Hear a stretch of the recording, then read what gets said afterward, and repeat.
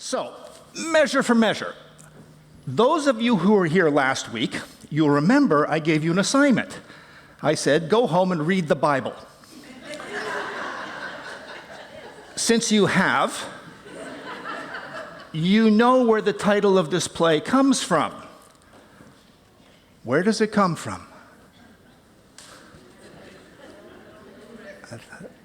The Gospel of... What?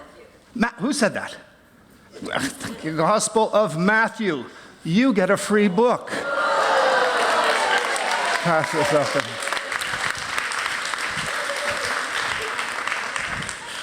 It comes from the Gospel of Matthew 7:1-2. Do not judge, or you too will be judged. For in the same way you judge others, you will be judged.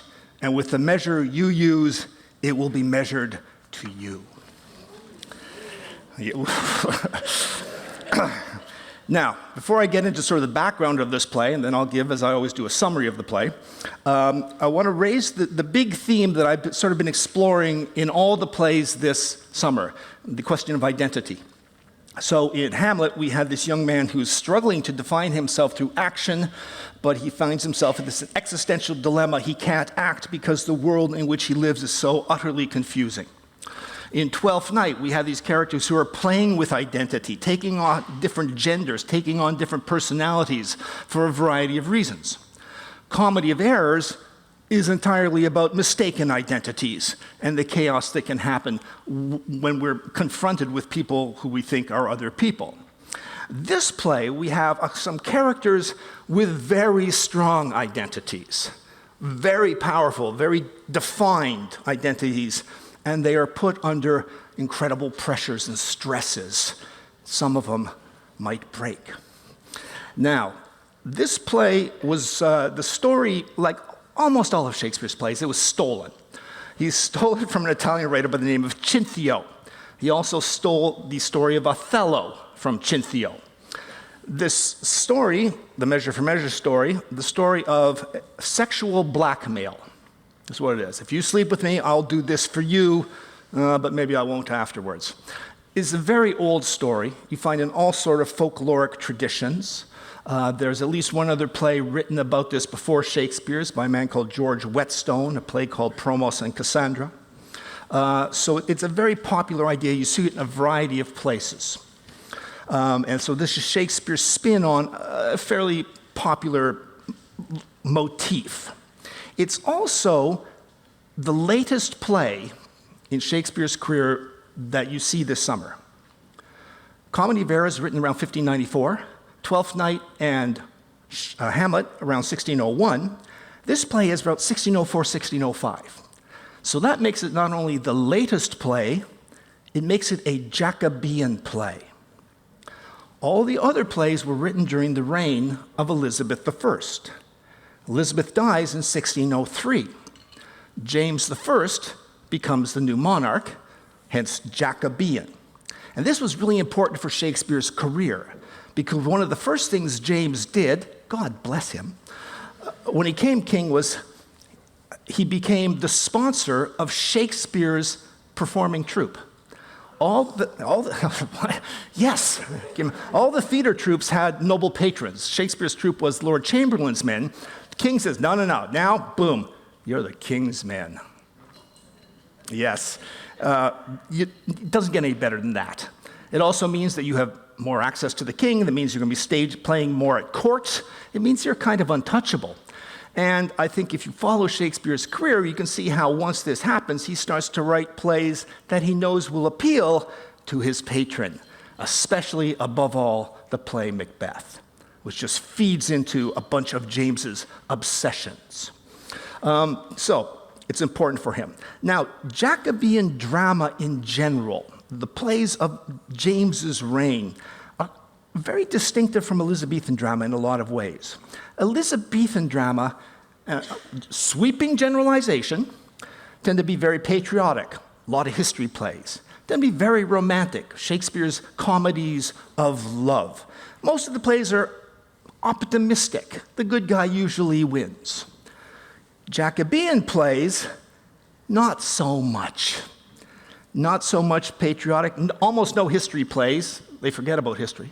The plays become darker, more obsessive. They're usually set in Italy. And they become bizarrely sexual. You get citizen comedies, which are about middle-class people in London having, doing business and hooking up. You have tragicomedies, which are sort of like thrillers. But then you have these Jacobean tragedies that explore weird sexual taboos, which push the envelope. And part of the reason is, by the time we get to 1603, by the time we get into the 17th century, we have a more sophisticated theater audience. See, in the 1580s and 1590s, that generation is like, whoa, this theater thing is new, this is exciting. By the time we get to 1601, 1602, it's like, yeah, seen there, been there, done that. I've grown up with this stuff. So that the playwrights have to up the ante. And boy, do they ever. There's a play called The Changeling about lust and coercion. There's a play called The Insatiate Countess. The title says it all. Nymphomania. There's a play with the magnificent title, 'Tis a Pity She's a Whore, which is about consensual brother-sister incest. This is before Game of Thrones. There's a play called The Maid's Tragedy, which has a bondage scene in it. This woman ties the king to the bed to kill him, but when he wakes up, he says, oh, this is fun. And then she kills him. And then the final one, the second Maiden's Tragedy, which has, I kid you not, necrophilia. Why isn't Bard putting these plays on?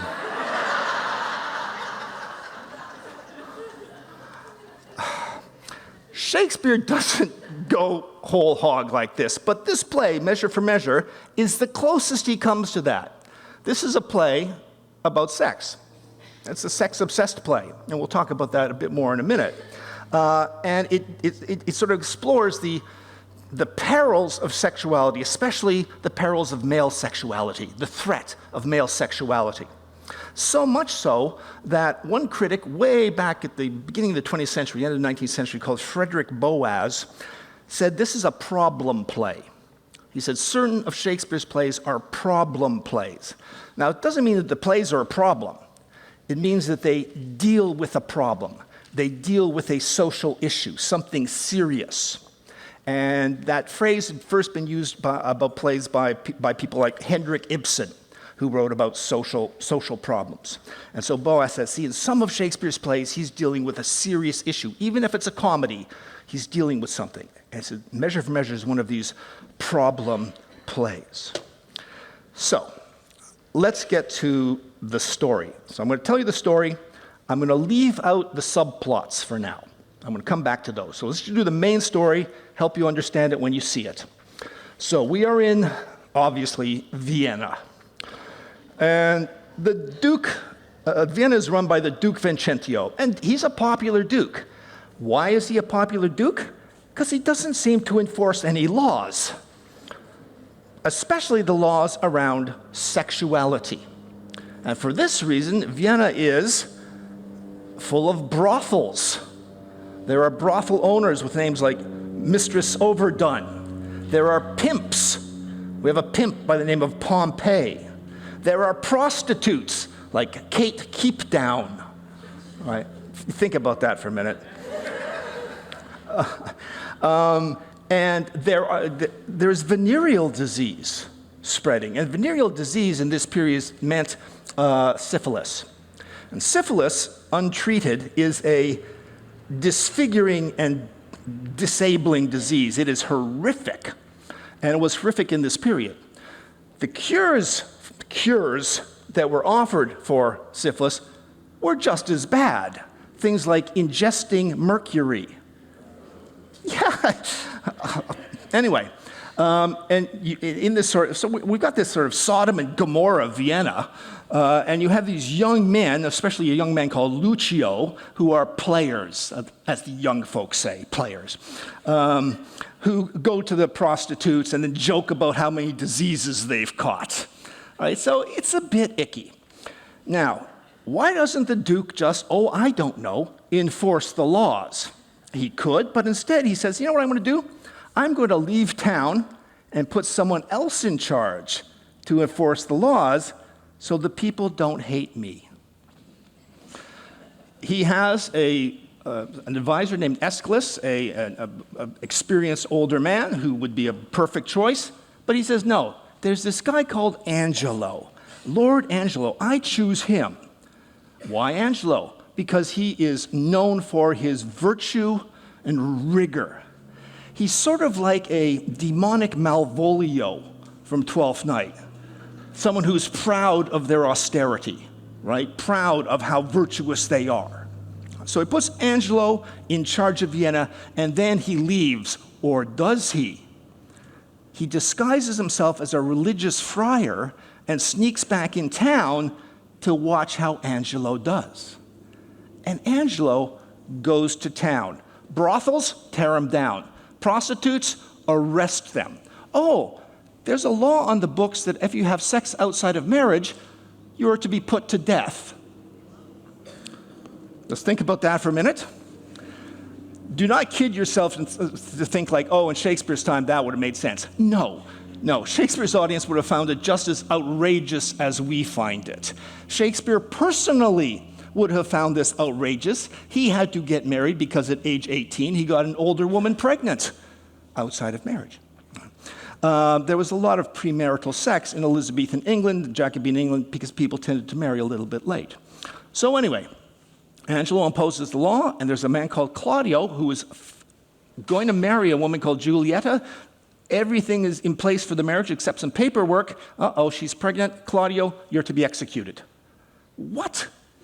Claudio bumps into his friend Lucio and says, Lucio, they're going to kill me tomorrow. Talk to my sister.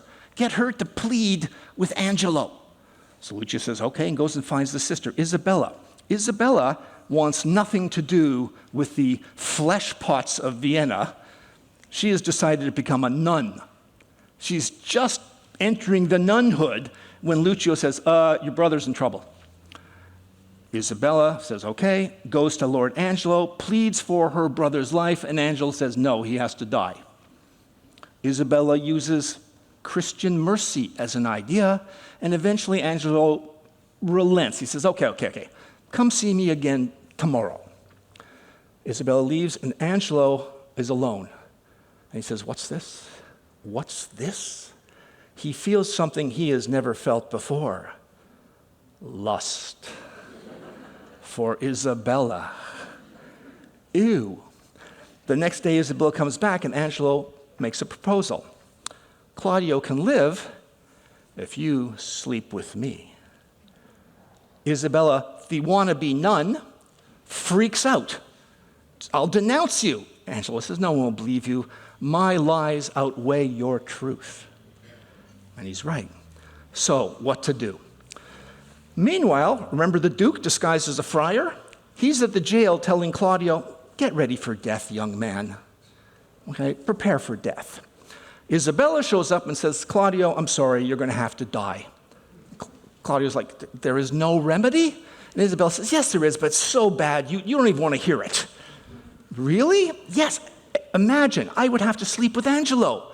And Claudio says, that's terrible. You will not do it. Or maybe it's not so bad. And Isabella freaks out at her brother, like just screams at him and runs out of the room, just appalled. Her brother would even suggest it. The Duke goes to Claudio and says, look, Angelo is just testing your sister. Then he goes to Isabella and says, look, we got to do something here. Angelo used to have a fiancée named Mariana. They were almost married, but the last minute it was carried off because Mariana's brother, Frederick, broke what we know as Budra's law. He got on a boat with the dowry, and it sunk. And so Angelo called off the wedding. What if we went to Mariana? No, what if you go to Angelo and say, look, I'll sleep with you, Angelo, if it's really dark and no one says anything. And we substitute Mariana. This is called the bed trick. And it shows up all over the place. Shakespeare uses it also in All's Well That Ends Well. But if you look at medieval literature, Renaissance literature, again and again, you get this idea of someone sneaking in for someone else in bed to have sex. Mariana agrees, and they do it. Huzzah. The Duke goes to the jail, is talking to the provost, the jailer, and says, we're going to get a letter. We're going to get a letter that's going to let Claudio out. A letter comes, I open the letter and says, no matter what else you do, kill Claudio and send me his head. What? So Angelo cheated. Right? He slept with Mariana, but he didn't keep his end of the bargain. So what happens next? The Duke, thinking, what if we sent someone else's head? Bed trick, head trick. And so there's a prisoner who's been here for 9 years for murder, Barnardine. Let's get him. They go to talk to Barnardine. He says, no, I'm drunk. I'm not going to be executed today. And it works. I don't think it would work in a modern prison. Then, just by coincidence, a pirate who was in prison dies, and by God-sent miracle, he happens to look a lot like Claudio. So they send his head. Great. Then Isabella shows up, waiting to see Claudio, and here's where, and this, you got to do the psychology yourself. The Duke says, oh, you're too late. Claudio is dead. Why? Why does he do that to Isabella? Don't answer. Okay. And Isabella says, I'll to Angelo and pluck out his eyes. Instead, the Duke says, no. The Duke is coming back to town tomorrow. Just go to the Duke and accuse Angelo. Say that you actually slept with Angelo, and then he did that to your brother.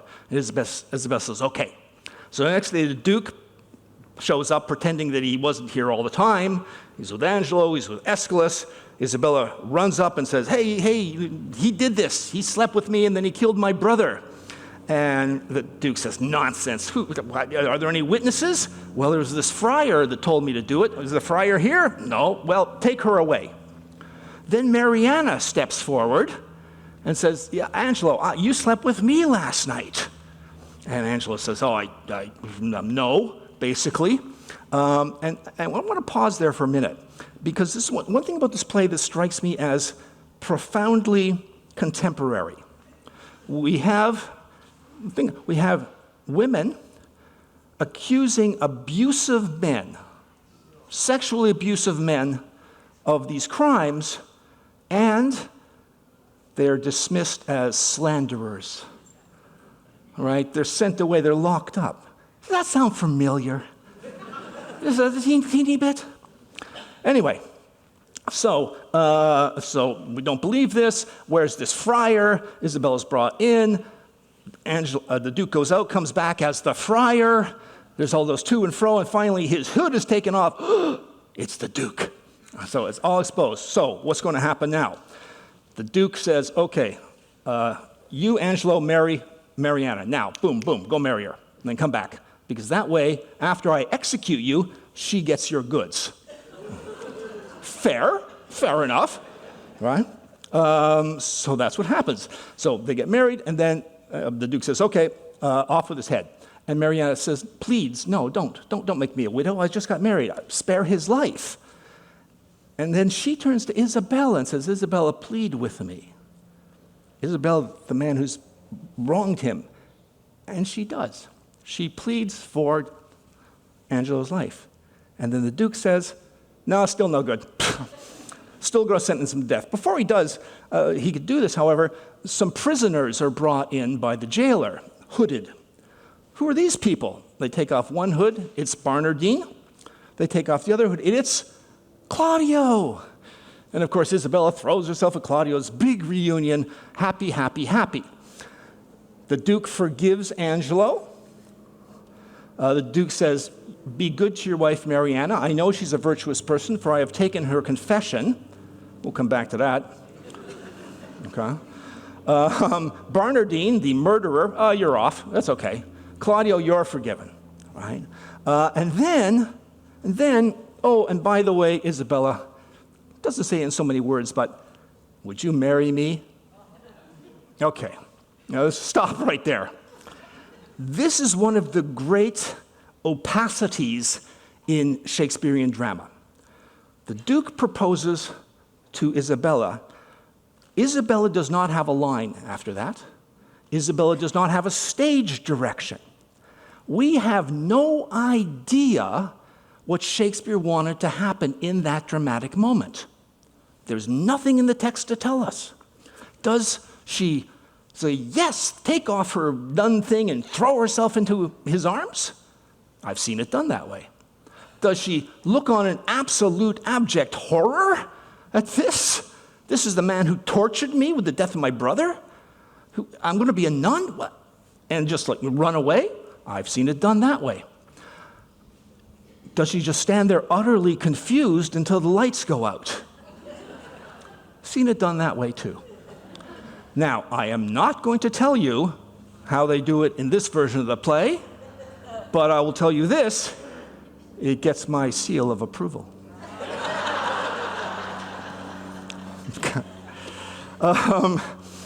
So that's the main plot. Now, there are two subplots. I'll do one of them very quickly. Remember that character Lucio, who was helped with Claudio and who bragged about getting diseases from prostitutes? When the Duke is dressed as a friar, Lucio talks to him a bunch of times and says, I know the Duke. Oh, the Duke. The Duke wouldn't be prosecuting people for lechery. The Duke was a player. The Duke liked the ladies, you know what I mean? And he's a drunk. Oh, he would drink. And the Duke says, I did not hear that about the Duke. And Lucio goes on and on and on. At the end of the play, after the Duke has forgiven everyone, the one person he punishes is Lucio. He says, you deserve hanging and whipping, and you have to marry one of the prostitutes who got pregnant. Okay, we'll suspend the hanging and whipping, but you're marrying a prostitute. So out of all these people, he's the only one who is really punished. It seems a bit odd. Now, this whole play, the way I've explained it, might remind us of a literary tradition called the fabliaux. And the fabliaux were stories, you get them in the French tradition, you get them in the Italian tradition, of middle-class people indulging their appetites. People having all sorts of sex in different combinations, outside of marriage, inside of marriage, more than one person, everything. And in these sort of stories, there's no judgment made about that activity. It's the norm. The bad guys are the people who would stop that activity. The prudes, the police. And you might think, there used to be like teen comedies like Porky's and things like that got a bit of this sort of feeling.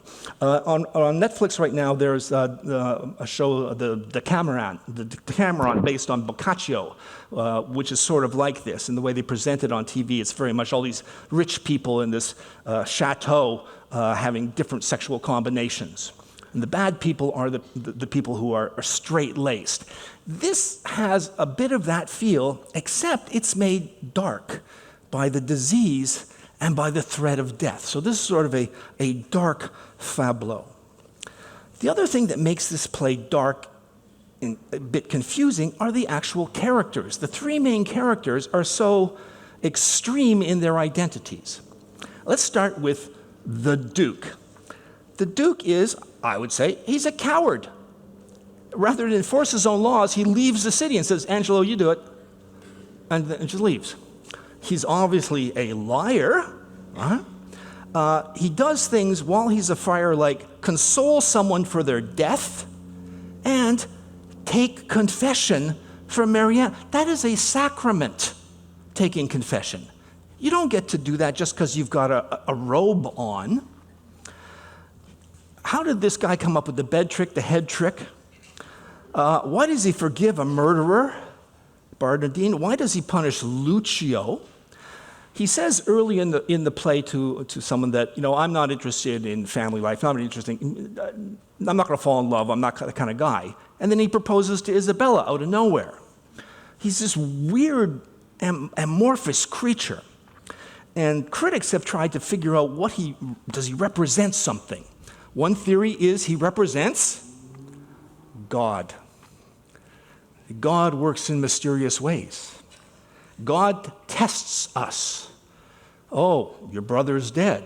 Now let's see if you'll be merciful, really merciful, to the man who killed your brother. Will you plead for Angelo's life? A test. So that's one, I don't buy it, but that's one reading that has been given, a religious reading of the play. Some people have argued he represents the new king, King James. King James, a bit of an odd character, and had a bit of a reputation for meddling in other people's affairs, so maybe he's like that. The last possibility, the one I sort of like, is that the Duke is basically a really bad playwright.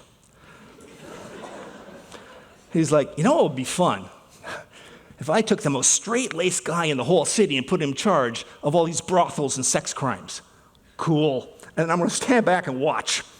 And when it doesn't work, he gets in there and he starts meddling in the thing to make sure it works. Well, we'll do this, we'll do that, we'll do that, to propel the play towards its rather arbitrary end. Isabella the nun, she is also a bit of an extreme character. She has defined her identity by her chastity. The very first time we see her, she is being shown around the convent, where she's going to be a nun. And her first line is, "And have you nuns no further privileges, freedoms?" And the nun says, "Are these not large enough?" And Isabel says, "Yes, truly. I speak not as desiring more, but rather wishing a more strict restraint upon the sainthood." Okay? You're only whipping yourself once a day? I can do a 4 or 5. I'm in. Right? A little extreme.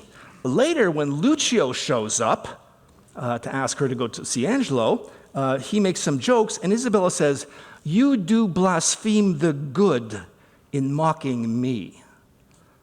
Ooh, okay. A little bit self-interest there, a bit of pride, maybe.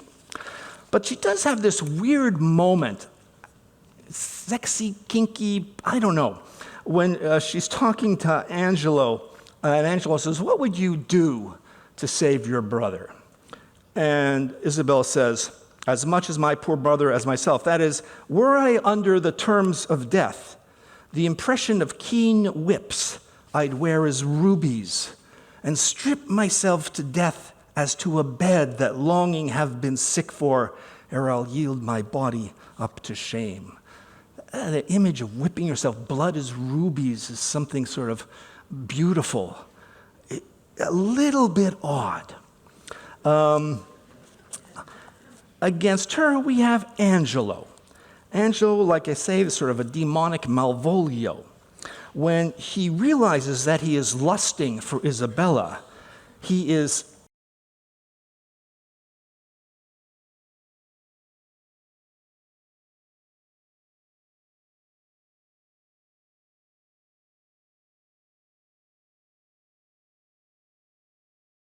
"With saints dost bait thy hook." He thinks of himself as a saint. Again, a little bit extreme. And then finally, so we've got Duke, we've got Isabella, we've got Angelo, and some people have tried to say that if you put Isabella and Angelo together, and they have these two debates, you've got an Old Testament and a New Testament idea, law, mercy. Again, I don't know if I want to do that, but it does make a certain sort of sense. Now, again, the argument is about sex. And sex in this play, besides the disease, is often treated as something quite negative. So, for example, when Claudio is being arrested, and his friends say, "Well, what are you being arrested for?" Right? Claudio says, Lucio says, "Why are you restrained? Why are you in handcuffs?" "From too much liberty, my Lucio, liberty. As surfeit is the father of much fast, that is, if you're hungry, then you eat too much. So every scope by the immoderate use turns to restraint. You overdo it, you restrain. And then this part, our natures do pursue like rats that raven down their proper bane, as poison, a thirsty evil, and when we drink, we die. He's talking about making love to his fiancée, like a rat eating poison. Ew. Angelo is even nuttier about sex. He says this, he's talking about these filthy vices. He's talking about Claudio. It were as good to pardon him that hath from nature stolen a man already made, that is, someone who has committed murder, as to remit their saucy sweetness that do coin heaven's image in stamps that are forbid. Having an illegitimate baby is as bad as killing someone. What? Again, incredibly negative, and most of the language around sex and procreation in this play is negative. The only one who gives us something really sort of positive is, bizarrely, Lucio. When he's talking about Claudio and Julietta getting together, he says this to Isabella, "Your brother and his lover have embraced. As those that feed grow full, as blossoming time that from the seedness the bare fallow brings to teeming foison, even so her plenteous womb expresses his full tithe and husbandry." It's the cycle of life, it's fertility. A surprisingly beautiful little image from the last guy we would expect it. So, sex is weird in this play. There are a lot of pregnant people in this play, even if sex is bad. Kate Keepdown, the prostitute, is Julietta. We'll meet later a policeman who has a wife, and she's pregnant. While all the women seems to be pregnant, most of the men are under threat of death. Sex and death. This play is, Freud would love this play. And let's talk a little bit more about life and death. I mentioned that when Claudio is in prison, the Duke comes dressed as a friar and gives him spiritual advice. Dude, where do you get off? And he says things like this: be absolute for death. Either life or death shall thereby be the sweeter. Reason thus with life: if I do lose thee, I do lose a thing that none but fools would keep. A breath thou art, servile to all skyey influences. You are death's fool. So there's no point. You just give up. Later, so death is, fine. Later, Claudio talks about death, and he says, it's the worst, to die and go where we know not, to lie in cold obstruction and to rot, this insensible warm embrace to become a kneaded clot. Right? It's disgusting, the body falling apart. Life, death, everything seems bad. It's not a happy play. It's a comedy, though. So it's very, very weird. Another thing, I'll just sort of summarize a few more sort of themes of the play before we go to questions.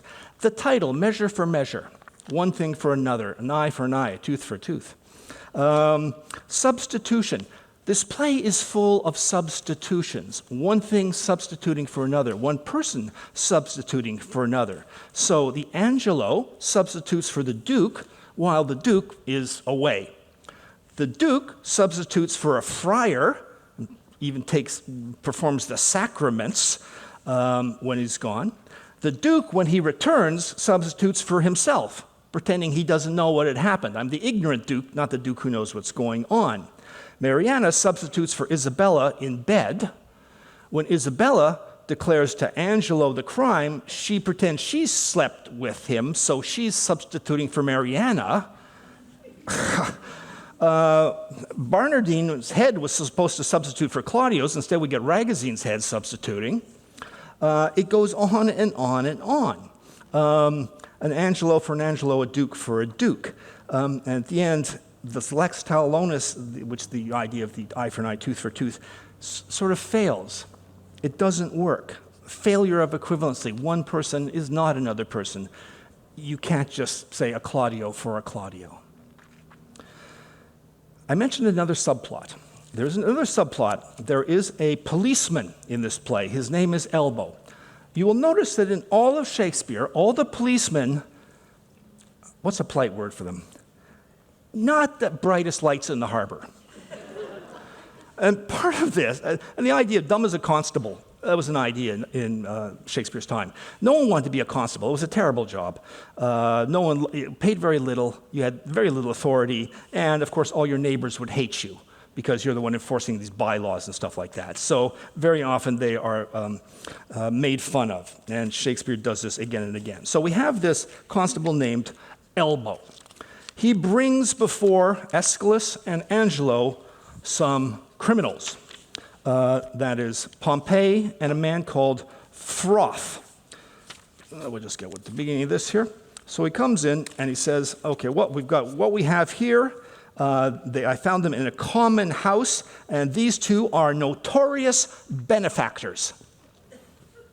Okay. Malapropism, getting the word wrong. This goes on a little farther later, and Elbow talks about his wife. My wife, sir, who I detest before heaven and honor. You detest your wife. And this sort of thing goes on and on and on, and it makes a point. It's not just funny. The law is about definitions. What is murder? What is robbery? What is adultery? Whatever crime it is. It's about that's why we have lawyers. It's about definitions. If you can't get the terms right, the law won't work. He can't get it right. Indeed, we never find out what Pompey and Froth have done. Aeschylus and Angelo interrogate these men, and they go on into these stories. Well, Pompey says, sir, Mrs. Elbow came in, great with child, and longing, saving your honor's reverence, for stewed prunes. Sir, we put some of these. They were in a fruit dish, a dish of some 3 pence. Yeah, your honors have seen such dishes. They're not china dishes, but they're good dishes. And it goes on and on and on. And they won't shut up. And in the end, Angelo just walks out and says, I hope that you whip them all. And Aeschylus basically gives up. The law cannot accommodate dishes of prunes. Reality is too complex, too rich for everything to be legislated. So this play is in some ways about that sort of failure. And if you can't legislate a dish of prunes, how will you legislate something as complex as human sexuality? Pompey has an argument. He says to Aeschylus, does your worship mean to geld and splay all the youth of the city? Okay, like you do cats and dogs. And Aeschylus says, no, Pompey. Pompey says, truly, sir, in my poor opinion, they will to it then. You're not going to change human nature. Young people are going to have sex. Young people are going to go for that dish of prunes. Young people are going to have fun no matter what measures you take. Thank you. I wondered if you could comment a little further on the character of Isabella. Yeah. Because in Shakespeare's time, women really only had 3 choices: to be prostitutes, to get married and be chattels of their husbands, or to become nuns, which, maybe that was more desirable.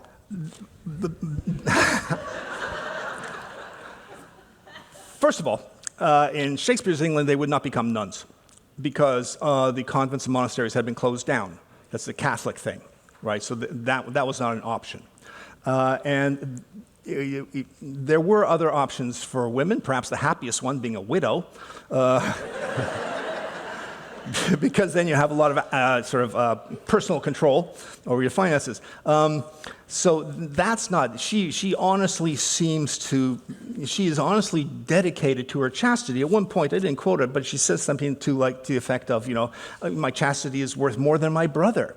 And when, Aunt Claudio is begging for his life, Isabella says this, take my, to her brother, she says, take my defiance, die, perish. Might but my bending down reprieve thee from thy fate, it should proceed. I'll pray 1,000 prayers for thy death, no word to save thee. That's how, thanks sis, God bless. That's how profoundly engaged she is with her own chastity. So I don't think that's why she's a nun. I don't think it's a lack of options. She could always marry a duke, apparently. I'm puzzled by Shakespeare's use of the Catholic faith in so many plays when it was such a contentious issue at the time. And Angelo presumably is some kind of Puritan, but he doesn't step outside the, there's no reference point for religion in Shakespeare's use here. In Hamlet too, and other plays, he takes as a basis a lot of precepts that are Catholic. He does, yes, this gets very complicated. And people have sometimes made the argument that Shakespeare must have been Catholic because he treats Catholics nicer than some of his contemporaries on the stage. I don't think that's entirely true. You look at a play like King John, where Catholics don't come off that nicely. But he seems to have been ambivalent, whatever works for the story. So in this play, we are set in Vienna, which Catholic Europe, and so if we want to have a woman who is super concerned about her chastity, make her a nun, hello, right? That's great. Whereas in, say, like Hamlet, the religion is weird and ambiguous. We're not sure what's going on, except you better confess your sins before you die, or you're burning in a hellish purgatory forever. So Shakespeare's really, I don't think you're going to pin down a consistent theology in Shakespeare. He uses religion for the individual plays. This wasn't a problem for him, politically? No. I mean, there were problems at a certain point. I think it's 1606, because of religious controversies. You weren't allowed to use the word God on stage anymore. And suddenly, all the characters start saying, "By Jove." And the censors were very careful about any sort of plays that might provoke religious sentiment, right? So this is something you did. You can put all the kinky sex on stage you want, but don't disparage the nobility, the monarchy, or talk about religion in a way that is contentious. I'd be interested in your comments on Bard's production. I haven't seen it yet, but I gather it's not, in fact, about sex before marriage. It's about dancing before marriage. What do you think about switching something so basic? Yes. Okay. I wasn't going to say anything. I am not a purist. When it comes to Shakespeare. I do not want Shakespeare to be made into a museum piece. Rework Shakespeare, make him work for you, make him understandable for our culture. This time they basically took this play and said, well, I don't know what the director was thinking, but for every place you hear about sex, put in dancing. And what we have is Shakespeare's version of Footloose.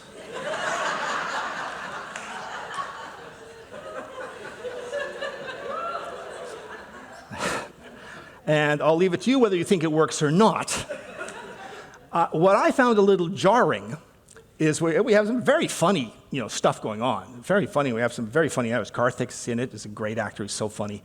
And then we'll get one of Isabella's impassioned speeches, and suddenly I'm thrown back into the moral dilemmas that this play is about. But then it'll come, but then Angela will say, "Well, your brother can live if you dance with me." And why would you say no? I mean, yeah, okay, let's get jiggy. I mean, So it's a very, very, very broad take on the play. And I think an attempt to make the play very, very musical, very approachable, very good for young people. And I think elides some of the profound moral ambiguity of this play, which makes it interesting to me.